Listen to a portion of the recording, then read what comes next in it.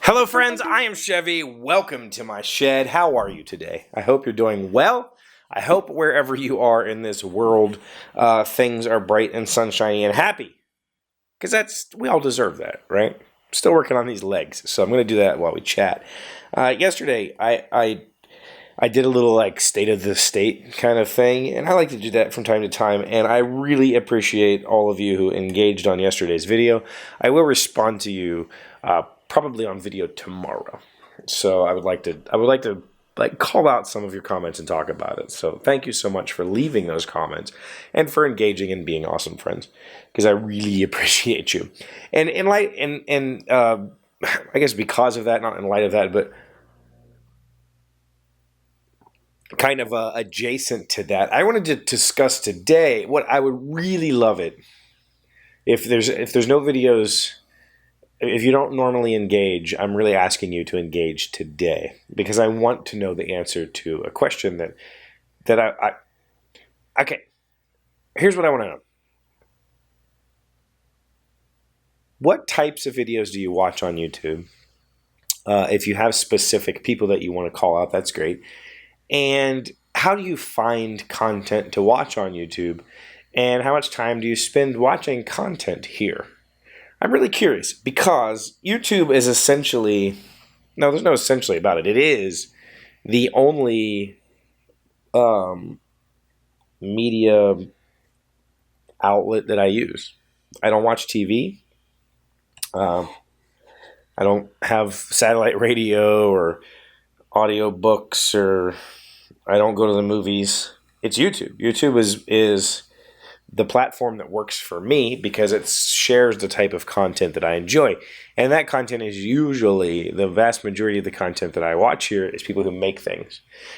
And part of the reason that I wanted to have this discussion is I also watch a lot of things that I love watching not guys. That's not the word I should use. That's very misogynistic. I love watching creators who make things. And in fact, I watch quite a few females. Most of the people that I watch are woodworkers, because that's something that I'm interested in, obviously. So I watch a lot of woodworking content because I learn a lot from it, and I'm always fascinated to see how other people do things, like understanding how other creators create helps me understand how I create, or helps me learn more about what I want to do. For instance, making these little recesses, these little dados for this chair or this bench build. I might not have known how to do that if it wasn't for YouTube, because I don't really consume any other woodworking media. I don't have magazines or master class subscriptions or anything like that. I just watch YouTube videos, and I learn a whole heck of a lot from them. And so I use YouTube mostly as a learning tool, and I freaking love to learn. Learning is like my favoritist. Learning is one of my favorite things to do on this planet. I am constantly pushing myself to learn new skills, learn new things, as you all know. And so I can come here and I can learn things that I can't get from mainstream media. I can't turn on the TV and learn how to cut a stop dado whenever I feel like it. And so YouTube is my sole media consumption source. And I watch a lot of YouTube. I will say that. It's interesting because I don't watch TV, and when people talk to me about watching TV, I tend to have this kind of snobbish response of I don't have time for TV, but then I do actually watch a decent amount of YouTube. And I think part of it is because the content, but also part of it is the convenience, right? Like, if TV was as convenient as YouTube, I might watch more TV. If I could just turn it on when I wanted to and watch whatever the hell I wanted to, and sure, there's DVRs on that stuff, but then I have to pay this outrageous fee to watch the 5 shows that I enjoy, and that's really annoying.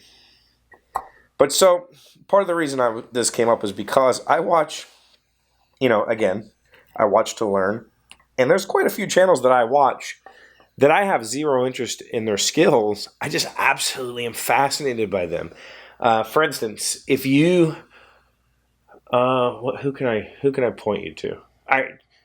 There's two guys that when their videos hit, I drop whatever I'm doing to watch because they're always phenomenal. One is the one I've been watching the longest is a man by the name This Old Tony. I'll put links to his channel and both of these channels in the description. This Old Tony is a machinist channel. He makes things out of metal with super high precision, and he makes CNC machines and machinist machines and does all this machining stuff. I have zero interest in machining. It doesn't excite me at all. It's not something that I'm going to go buy a mill to try to figure out if I like. I know I'm not going to ever do machining, but somehow I found This Old Tony, and he is one of the strongest creators on YouTube. His filmmaking skills are unbelievable.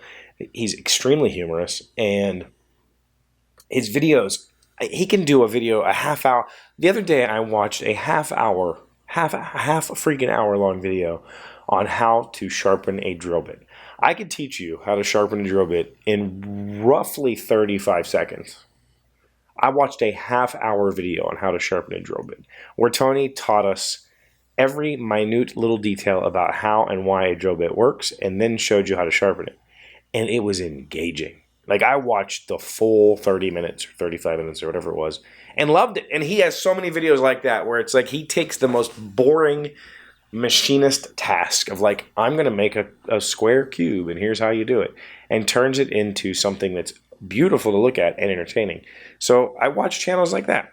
Another one that I watch is this young gentleman from England named Alex Steele. Alex Steele is a blacksmith. He's 19 years old. He's been blacksmithing since he was 11. And this kid is amazing. Has probably $100,000 worth of tools in his shop. I mean, every blacksmith tool possible. He dropped out of school at 16 to pursue his career of blacksmithing. And it's fascinating. He is like this ultra awesome personality. This young, driven kid wanting to take up an ancient trade and is amazing at it and teaches other people. And it's fun to watch him because he's so damn good at it. And his videos, oh my gosh, his video skills, he really puts a lot of effort. And he's doing like daily vlog type videos from his blacksmith shop. And they're all beautifully shot and timed to music and just this wonderfully engaging personality. So I was thinking about those two people recently. Like, I watch channels that involve skills that I have no interest in learning. I find them fascinating. The precision required to do machining fascinates me. I will never have the patience to do that sort of work. And the strength and determination required to be a blacksmith is something that I would falter under as soon as somebody turned on a hot fire anywhere near me. Me and heat aren't friends, but I am fascinated by watching these people, these I guess masters of their craft. I would how do you call a 19-year-old kid a master blacksmith? But the dude, I don't know. I mean, he obviously knows way more than I'll ever know about blacksmithing, and I can't get enough of it. So I'm curious to know, what sort of stuff do you watch on YouTube, and how did you find it? I honestly couldn't tell you how I found This Old Tony and Alex Steele. It's not like I went searching for a machinist channel or I went searching for a blacksmith channel. They probably came up somehow in YouTube recommendations. And I don't often use that feature. I don't often use the front page of YouTube where if you have an account, YouTube says, try to watch this. I've 98% of the time am watching something from my subscription feed. I subscribe to channels that I like. As soon as I like it, I subscribe, and I always watch the content. And if I find that I haven't watched the last few videos from that channel, then I just unsubscribe. And that's how I keep myself from going crazy down the YouTube rabbit hole of trying to find new content. But I'm curious to know how you find the content that you watch, what kind of content that you watch, And if you want to tell me why you come here every day, or why you clicked on this video, or why you've watched some of my videos some days, feel free to do that also. And I will address all of today's video and yesterday's video in tomorrow's video. That's the plan. So thank you very much for being here. As always, thank you for leaving your comment. I hope that you did. I really do appreciate you. If you haven't subscribed, there's a little button down there that takes 3 seconds. Subscribe to my channel so you can come back and have cool conversations with me every day. If you like my content, please give me a thumbs up. Please continue being amazing friends, and I'll see you tomorrow. Hey, Doc, wait! I want to ask you something. Today's random fact comes from Newsmax.com. How are Franklin Delano Roosevelt and Teddy Roosevelt related? While many Americans assume that President Franklin Roosevelt, 1933 to 1945, was the son of Theodore Roosevelt, 1901 to 1909, the two former presidents who led the country 3 decades apart were actually fifth cousins. Their closest tie was FDR's wife, Eleanor, who was also the niece of President Theodore Roosevelt. I didn't know that.